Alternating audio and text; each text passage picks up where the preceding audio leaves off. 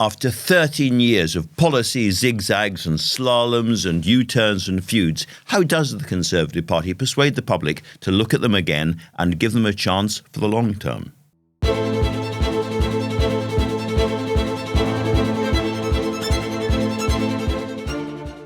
Sometimes the news gods look down upon us and they smile. And this week seems to be one of those weeks, because I'm writing about the Conservatives ahead of their Manchester conference. And on cue, huge leaks and kerfuffle about the Conservatives cancelling the Manchester leg of HS2 and possibly much of the rest of it as well. Now, this is causing an awful lot of anger in parts of the northern political world. And it's made worse by the fact that the Conservatives seem to have chosen as their conference slogan, long-term decisions for a brighter future. So Rishi Sunak is going to be under the spotlight. Is he cancelling HS2 to Manchester or not, standing underneath that? It almost writes itself, this week's column. But of course, as ever, things are more complicated than that.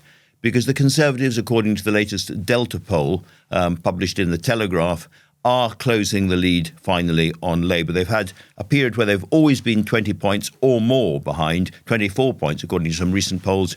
Well, now, according to Delta poll, they have closed that gap from 24 behind to 16 behind, an 8-point close. Now, this may be an outlier, it may mean nothing, but I think it underlines the importance of never underrating the Conservatives as a power-focused party, prepared to do whatever it takes to win back that lead. I think those people who have been complacent on the left about Rishi Sunak and the Conservatives, believing it's all over, and at times I have been one of those people, I think we all have to, as it were, press the return key or get out the eraser and rub out a bit of that complacency.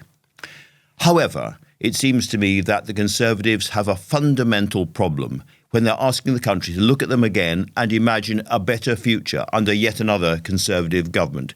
And that fundamental problem is incoherence.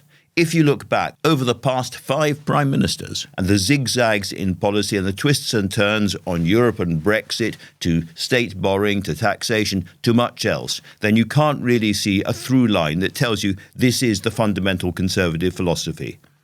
I've been reading a book by Ben Riley-Smith, who until recently was the political editor of the Daily Telegraph, and he makes a very strong argument about the personality divisions, the idiosyncrasies, the feuds that have taken the Tories on this extraordinary sort of slalom through policies.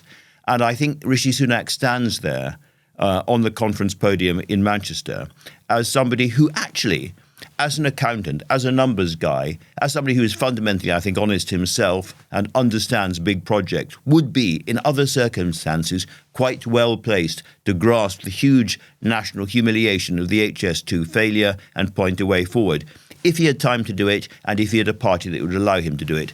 But he doesn't have the time and he doesn't have the party. Look at HS2 specifically, because that is the big story around at the moment. And there's no doubt that this has been, organisationally and as a big infrastructure project, a catastrophe. And it's very, very easy to blame the managers for their gold plating of the project, to ensure that it's too big to fail, and for the way they've organised the finances and all of that. But in the end, this has been a national project overseen by a Conservative government, or a series of Conservative governments. And in that time, we've had, I think, somewhere between 5 and 7 transport secretaries. We've had Anne-Marie Trevelyan, we've had Justine Greening, we've had Patrick McLaughlin, we've had Philip Hammond, we've got Mark Harper at the moment, we've had Grant Shapps, and on and on. And they keep changing because the Conservative Party keeps feuding with itself and kicking out the leader and bringing in somebody else. And I think you have to ask yourself, is it possible to have long-term planning, a real focus on a big project and drive it through properly when you have constant change at the top? All of those transport secretaries probably came in with good motives, thinking they were going to get a grasp, a handle on HS2, and all of them have left again quite quickly, and the result is what we can see for ourselves. It's not just HS2, however. I don't think the Conservatives can really make a big pitch to the country unless they are dealing with the existential problems that Britain faces. Now, chief of those, I would argue, is climate change. And yet, after the U-turn on the climate targets on electric vehicles and boilers and so forth made by Rishi Sunak last week, which may see that opinion poll be quite electorally popular, it's hard to see where the Conservative strategy on climate change really is. The test should be, Do we have the fairest credible path to reach net zero by 2050? I've examined our plans, and I don't think they meet that test. I think it is absolutely wrong to describe in any way, shape or form what I am doing today as watering down our targets. I wrote at the time that the danger for the Tories is that by going soft on those targets, they might start to drift towards a position which almost felt a bit like climate change denial.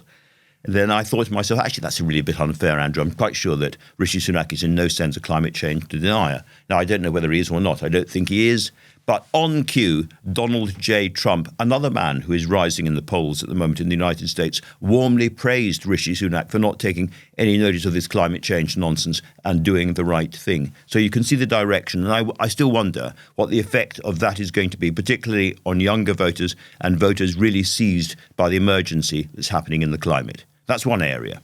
But a second area, I think, is the Conservatives' biggest single political achievement, if you put it that way, which is Brexit, and in particular Boris Johnson's Brexit deal. Interesting, given all the kind of fire and brimstone of the Boris Johnson years, how little his real policy legacy now seems to be. But his Brexit deal is at the heart of it, and I think it's very, very hard to find anybody who really likes that deal at the moment. Even Rishi Sunak is trying to kind of smooth the hard edges off it. And if you look forward and you ask what is the Conservative vision for Britain after Brexit, it's hard to see where it would be, because they are absolutely united, the Tories, in deriding Keir Starmer for trying to get closer to Europe and trying to get a better trading deal with Europe, saying this is the first stage to going back into the European orbit. But when you say so, that means, therefore, that their position must be further regulatory divergence, further friction. And you look across the British economy, you look across at the British people, and you ask how many people actually want us to diverge further from the EU in a kind of deregulatory Singaporean way? How many people are prepared to put up with further problems over trade friction between us and the EU, which is a real drag on the British economy? And I don't think you'd find many hands going up. And so therefore, when it comes to Europe, when it comes to the environment, and when it comes to something like HS2, I don't think I see a clear, coherent, conservative philosophy that people are going to be attracted to. Which is why at the end of all of this, I look at that shrinking of the Conservative lead and I say to the Labour Party, don't panic. These things were bound to happen. There will be bumps along the road, but stick the course. Stick to your plans for long-term rebuilding, your sense that this country really needs its public sphere reshaped and strengthened after 13 Conservative years, and stick to thinking and talking about bread and butter issues. Stick to thinking and talking about the economy. And we've seen some fantastic news on inflation. I was talking to the Governor of the Bank of England, Andrew Bailey, and indeed to the Chancellor, Jeremy Hunt, about this in the last few days. Andrew Bailey said to me, well, that's why we haven't raised interest rates. But that Monetary Policy Committee decision was very narrow, just by one vote, presumably his vote. And people all around the bank are saying, but expect interest rates to stay at this relatively high level, perhaps for up to a year before we grind inflation down to the 2% target. So I think the economic headwinds, the problems for the economy, are going to remain quite serious for a while. Jeremy Hunt told me in absolutely clear terms that there was virtually no room for tax cuts in the immediate or near future. Now, there'll be something, I'm sure, eventually in a pre-election budget, but the Conservatives' ability to transform the image of the country on the economy, I think, is very limited. And therefore, after all the sound and fury, my message would be that this was supposed to be, this conference, a springboard for the next election after the absolute chaos and the comedy of Liz Truss's conference in Birmingham a year ago. I think that springboard is broken, and I think it's been broken by HS2. If you'd like to stay up to date and you'd like to see the latest explainers, field reports, feature stories and special discussion episodes, then please, folks, subscribe to our channel today.